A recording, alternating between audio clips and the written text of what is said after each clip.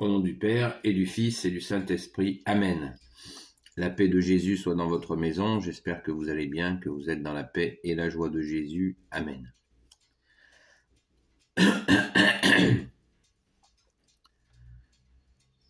Nous sommes dans la parole du jour, donc la lecture de l'Évangile qui se fait dans toutes les saintes messes aujourd'hui, tout autour de la terre. Et nous sommes à Saint Jean chapitre 7.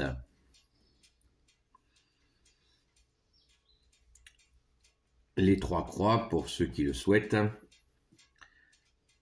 Que ta parole, ô Jésus, ouvre mon esprit, que ma bouche déclare ta parole et que mon cœur accueille ta parole.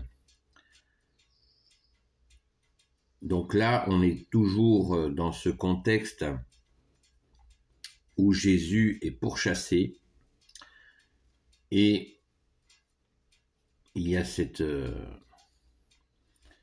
comme une partie de cache-cache que n'a pas voulu Jésus, bien sûr, mais qui vient de ceux qui veulent l'assassiner. Donc Jésus est prudent parce que son heure n'est pas venue. C'est le sujet de la parole. Mais bien sûr, ça va bien au-delà. Merci bien-aimé Jésus. Après cela, Jésus resta en Galilée, passant d'une place à l'autre. Il ne voulait pas circuler en Judée, car les Juifs cherchaient à le tuer. La fête des Tentes, une des fêtes juives, était alors toute proche, et ses frères lui dirent « Ne reste pas ici, monte en Judée, tes disciples là-bas ont besoin de voir les œuvres que tu fais. On ne se cache pas quand on veut être connu. Avec tout ce que tu fais, tu dois te montrer au monde. » En réalité, ses frères non plus ne croyaient pas en lui. Jésus leur dit « L'heure pour moi n'est pas encore venue, tandis que pour vous, c'est toujours le moment favorable. Le monde ne peut pas vous détester, alors que moi, il me déteste parce que je montre que ses œuvres sont mauvaises. Vous pouvez monter pour cette fête, moi, je ne monte pas pour cette fête, parce que mon heure n'est pas encore venue. » Telle fut la réponse de Jésus, et il resta en Galilée. Mais quand ses frères étaient déjà montés pour la fête, Jésus aussi monta sans le dire. Et comme en secret, les Juifs le cherchaient donc au milieu de la fête, et ils demandaient « Où est cet homme ?» Dans le peuple, on parlait de lui à voix basse. Les uns disaient « C'est un homme bien ». D'autres répondaient « Pas du tout, il trompe le peuple ». Mais personne ne parlait de lui ouvertement par peur des Juifs.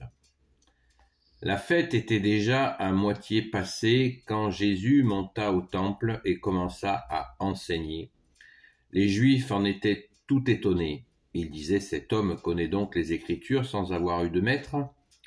Alors vint la réponse de Jésus. « Ma doctrine ne vient pas de moi, mais de celui qui m'a envoyé. Si quelqu'un veut faire ce que lui il veut, il saura bien si ma doctrine vient de Dieu ou si je parle pour mon compte. Celui qui parle pour son propre compte cherche sa propre gloire, mais si quelqu'un cherche la gloire de celui qui l'a envoyé, c'est un homme sans malice et qui dit la vérité. C'est bien Moïse qui vous a donné la loi, pourtant aucun de vous n'observe la loi, alors pourquoi voulez-vous me tuer ?» Les Juifs lui répondent « Tu as un démon, qui est-ce qui cherche à te tuer ?» Jésus leur dit « J'en suis à ma première intervention et déjà vous êtes scandalisés. Voyez comment Moïse vous a ordonné la circoncision. En réalité, elle ne vient pas de Moïse, mais des ancêtres. Et vous faites la circoncision, même le jour du sabbat, pour ne pas désobéir à la loi de Moïse. On donne à quelqu'un la circoncision le jour du sabbat. Alors pourquoi me faites-vous des reproches quand je donne à quelqu'un la pleine santé le jour du sabbat? Ne jugez pas selon les apparences, jugez selon la justice. » Des gens de Jérusalem disaient « C'est donc lui l'homme qu'on voudrait tuer ?» Et maintenant il parle ouvertement et on ne lui dit rien. Nos chefs auraient-ils vraiment reconnu qu'il est le Messie? Pourtant, nous savons bien d'où il est, alors que pour le Messie, personne ne sait d'où il sortira. C'est pourquoi Jésus, qui enseignait dans le temple, éleva la voix et déclara : « Vraiment, vous me connaissez et vous savez d'où je suis. Je ne viens pas de moi-même, j'ai été envoyé par celui qui est vrai, par celui que vous ne connaissez pas. C'est lui qui m'a envoyé, et moi je le connais parce que je viens d'auprès de lui. On aurait voulu l'arrêter, mais personne ne mit la main sur lui parce que son heure n'était pas encore venue.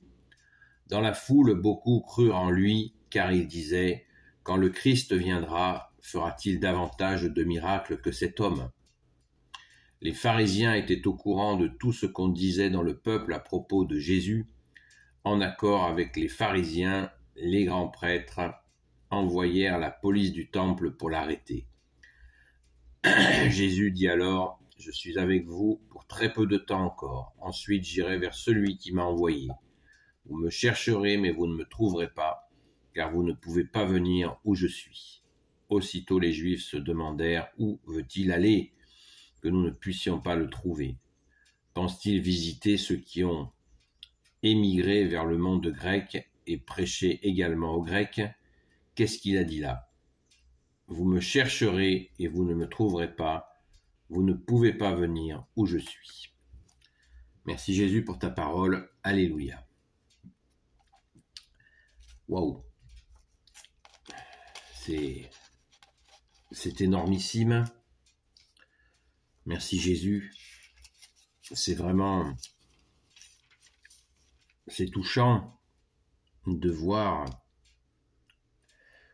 toutes les façons dont Jésus, tu as essayé, bien-aimé Jésus, de toucher les gens en prenant bien sûr tous les risques, jusqu'au risque suprême, la crucifixion. Merci Jésus de t'être offert pour nous, et ta résurrection bien sûr. Alléluia. Je crois que c'est très explicatif. Moi je retiens que les apôtres, ses frères, quand on nous dit les frères de Jésus, ce sont les apôtres. Rappelons-nous à la résurrection, le matin de la résurrection, quand Jésus a vu notre chère sainte patronne, Sainte Marie-Madeleine, il lui a dit, qu'est-ce qu'il lui a dit ? Il lui a dit : « Va prévenir mes frères. » Donc là, on nous dit qu'il le pousse à aller à cette fête des tentes, qui est une fête assez importante dans le monde juif, et il le pousse à y aller pour se faire connaître. Ont-ils la mesure du risque ? On n'en sait rien. Mais la précision, on nous précise aussi, il ne croyait pas, il voulait vraiment aussi que Jésus se montre, parce qu'ils avaient des doutes et ils avaient besoin de confirmation. Voilà, ça c'est assez évident que les apôtres sont passés par des phases de doute. Donc, le doute, comme j'ai fait d'ailleurs une vidéo sur le sujet qui s'appelle « Laissons le doute douter et restons avec Jésus ». Merci Jésus. Le doute, son boulot, c'est de douter, donc il faut le laisser douter dans son coin et nous rester dans la confiance en toi, bien-aimé Jésus. Et il y a une erreur là que disent les gens, mais nous en disons tous, qui disent on ne sait pas, le Messie, on ne sait pas d'où il viendra, c'est faux. La Sainte Écriture, l'Ancien Testament l'a annoncé à de nombreuses reprises sur le lieu de venue, la venue du Messie, elle a été indiquée. Donc ça c'est une réalité et effectivement elle correspond à l'endroit d'où est venu Jésus. Et il y a un autre aspect qui me paraît important, c'est que au verset 20, au verset 19, c'est bien Moïse qui vous a donné la loi, pourtant aucun de vous n'observe la loi. Alors pourquoi voulez-vous me tuer ? Dans les 10 commandements, tu ne tueras point, et là, il voulait effectivement tuer Jésus. Et au verset 20, les Juifs lui répondent « Tu as un démon qui cherche à te tuer. » Non seulement ils veulent le tuer, mais en plus, ils mentent. Ils ne le reconnaissent pas. Et Jésus leur dit ouvertement, voilà, vous êtes soi-disant, vous suivez Moïse, et puis vous voulez le tuer. Donc ça n'a pas de sens, hein, de nombreuses reprises. De la même manière sur la question de la circoncision, où l'on apprend que la circoncision n'est pas une volonté de Dieu, mais bien une habitude des anciens. Donc là, c'est un grand débat, parce que la circoncision continue de nos jours, hein, notamment chez les musulmans et chez les juifs aussi, alors que Jésus nous a dit la vérité sur le sujet.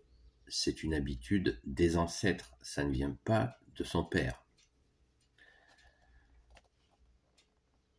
Donc ça, vous voyez que quand Jésus, tu nous dis « Je suis le chemin, la vérité et la vie », c'est la vérité entière. Merci Jésus. Et il leur rappelle encore, qu'il fait des miracles, qu'il leur donne la pleine santé à quelqu'un le jour du sabbat. Et eux font la circoncision le jour du sabbat et ils lui reprochent de faire des guérisons totales le jour du sabbat. Ils soulèvent leur contradiction. D'ailleurs, au début, tu leur dis, bien-aimé Jésus, le monde ne peut pas vous détester alors que moi il me déteste. Au verset 7, le monde ne peut pas vous détester. C'est Jésus, tu parles à tes apôtres et tu leur dis, le monde ne peut pas vous détester alors que moi il me déteste parce que je montre que ses œuvres sont mauvaises. Vous voyez, les œuvres mauvaises du monde, est-ce que ça a beaucoup changé depuis ce temps-là? On dirait que ça s'est même empiré. Les œuvres mauvaises du monde. Jésus, tu nous dis, vous n'êtes pas du monde, je vous ai retiré du monde. Merci Jésus de ne pas être du monde. Et dans une autre parole, Jésus dit, si on vous déteste, sachez qu'on m'a détesté avant vous. Parce que de dire que le monde est mauvais, eh bien, ça vient de toi, bien-aimé Jésus. Ça vient de toi. Et c'est la stricte vérité. Et ça s'est empiré. Donc il nous faut prier sans cesse afin que le plus grand nombre soit sauvé dans ce monde et qu'il y ait le moins de gens qui participent aux mauvaises œuvres du monde. On le voit à l'heure actuelle, des gens ont voté, croyant bien faire, et à chaque fois ils se font rouler et ils descendent dans la rue pour crier, parce que c'est logique, c'est ça le monde. Ça n'a pas de sens. Comme si le fait de voter, comme si le fait que le plus grand nombre, la majorité, était un signe de justice, d'amour, de paix, de miséricorde, de défense de la veuve et l'orphelin, comme si le fait d'être majoritaire était un signe de bonté. Non. La bonté, toutes ces qualités, ce n'est pas parce que une majorité de gens votent que ça va leur donner des qualités et encore moins un chef qui les a. La preuve. Mais nous sommes tous très longs à comprendre. Donc les œuvres du monde sont mauvaises. Nous pouvons avoir de bonnes œuvres uniquement par Jésus le Christ Jésus. C'est ainsi. Car Jésus, tu nous l'as dit, vous ne pouvez rien faire sans moi. Si nous prions, si nous supplions Jésus pour celles et ceux qui souffrent, si nous lui confions les situations les plus terribles les unes que les autres, eh bien, il y aura des dénouements favorables, car ils seront sous l'impulsion de toi, Jésus, avec ton Père et l'Esprit Saint. Et là, ce seront des bonnes œuvres en toi, Jésus. Alléluia. Alors, on voit que les gens s'interrogent, hein, la foule s'interroge, il y en a qui sont convaincus, ils disent c'est pas possible. Quelqu'un qui fait autant de miracles, ça ne peut être que le Christ, que le Messie, mais ils le disent, ils ont la trouille, parce que l'annonce qu'ils veulent le tuer, elle a fait le tour du coin, hein. Elle a fait le tour du pays, et les gens ont peur. Donc il y avait effectivement, là on nous l'a dit, dernièrement on avait parlé de la question de la police du temple, eh bien elle existe bien, puisque ça nous est dit expressément. Saint Jean nous le dit. Donc ça nous donne un élément de contexte. Il y avait une police du temple. Donc là, Jésus a réussi, c'est normal, tu es Dieu, bien-aimé Jésus, à déjouer cette police du temple pour aller réaffirmer encore les choses, pour leur faire comprendre ce qu'ils font. Hein. C'est le sens de tendre l'autre joue. Jésus leur dit, regardez ce que vous êtes en train de faire, vous êtes en train d'essayer de me tuer, vous ne m'aurez pas encore maintenant, mais vous êtes en train d'essayer de me tuer. Jésus leur prévient qu'ils vont faire un meurtre. Il les prévient en leur rappelant leur soi-disant principe. C'est magnifique, cette façon de prévenir les gens qui sont en train de faire le mal. Eh bien, nous pouvons le faire aussi, à condition de nous-mêmes d'être dans ta lumière, Jésus, puisque tu es la lumière, de prévenir les gens quand ils font le mal, sans les juger, car Jésus nous interdit de juger. Il y a tant à dire, on peut relire cette parabole, c'est vraiment, là on est dans le récit, vraiment dans le récit de ce qui se passe presque minute par minute. C'est très intéressant parce que ça nous donne un élément de contexte, de tension. Hein, on n'est pas dans les bisounours là, hein. C'est chaud patate. Hein. C'est surtout chaud pour la vie de notre bien-aimé Jésus.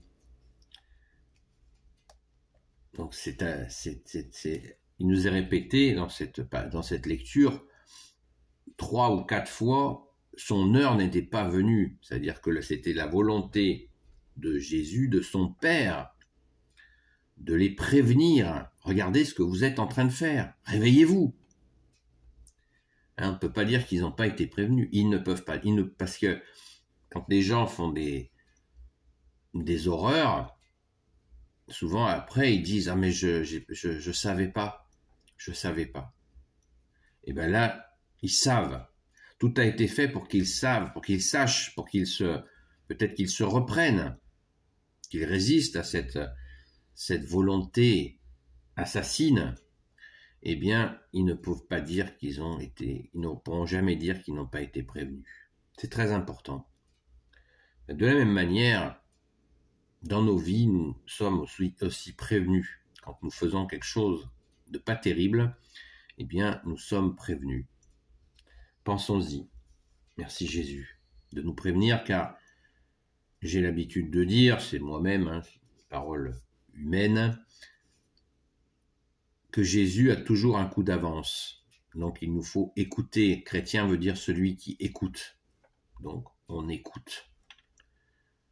Quand Jésus nous prévient ou nous met dans une situation pour justement anticiper et éviter les problèmes, les difficultés. Merci Jésus, car tu nous as dit, venez à moi, vous qui ployez sous le poids du fardeau, venez à moi, mon joug est léger. Amen. Merci Jésus. Béni soit le Père, le Fils et le Saint-Esprit. Amen. Ô Jésus, toi qui peux tout et qui portes tout, toi le Sauveur, toi l'Emmanuel, je te confie toutes celles et ceux qui regarderont cette vidéo ainsi que leurs proches, selon ta sainte volonté, ô Jésus. Sainte Marie, Reine des cieux, toi l'Immaculée Conception, toi qui écrases le serpent, toi qui as la lune sous tes pas, toi notre Mère, Notre-Dame. Saint Joseph, toi le juste et le saint, toi le sage, toi la terreur des démons, vous avez entendu. Toi le saint gardien de la Sainte Église catholique et apostolique, Sainte Marie-Madeleine, notre chère sainte patronne, chère grande sœur. Et vous, tous les saints et saintes, amis de Jésus, Saint Michel Archange, qui est comme Dieu, Saint Gabriel Archange, Saint Raphaël Archange et tes anges guérisseurs, et vous tous les anges qui servez Jésus, je vous confie toutes celles et ceux qui regarderont cette vidéo, ainsi que leurs proches selon ta sainte volonté, ô Jésus. La paix de Jésus soit dans votre maison, et je vous dis à très vite.